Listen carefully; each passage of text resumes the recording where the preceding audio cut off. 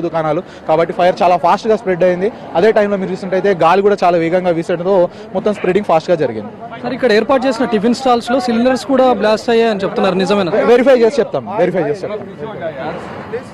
ప్రస్తుతం ఇక్కడ మొత్తం మంటల్లో అదుపులోకి వస్తే తప్ప ఇక్కడ ఉన్నటువంటి పరిస్థితిని చెప్పలేమని చెప్పి అధికారులు చెప్తున్నారు.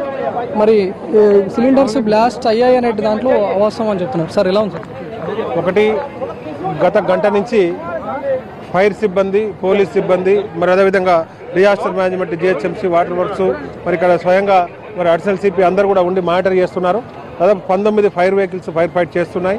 మరి అతి తక్కువ సమయంలోనే మరి 50 నుంచి 60 ఎకరాల్లో దాదాపు 150-200 షాపులలో light weight material, cloth, plastic material ఉండడం వల్ల మరి దహనంలా మంటలు వ్యాపించడం జరిగింది.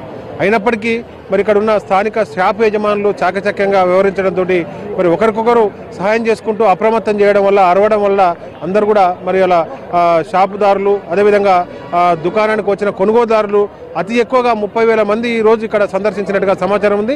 అయినప్పటికీ అందరిని కూడా బయటికి పంపించడంలో ఈ షాప్ యజమానులు, మరి ఇక్కడ ఉన్న అధికారులు, ఇక్కడ ఉన్న సిబ్బంది మరి వాళ్ళందరూ కూడా అప్రమత్తం చేయడం వల్ల మరి దేవుని దయ వల్ల ప్రాణ నష్టం ఏం జరగకుండా జరిగింది.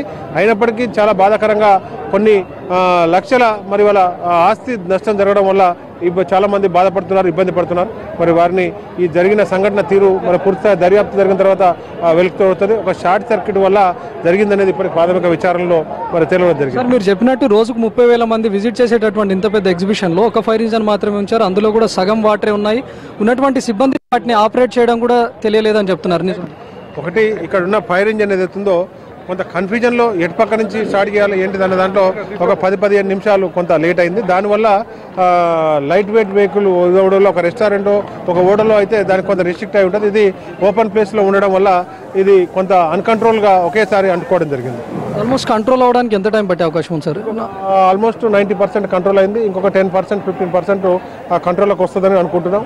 19 మరి వాటర్ ఫైర్ ఇంజన్లు, దాదాపు 50-60 వాటర్ ట్యాంకర్స్ వారు సపోర్ట్ చేస్తున్నాయి.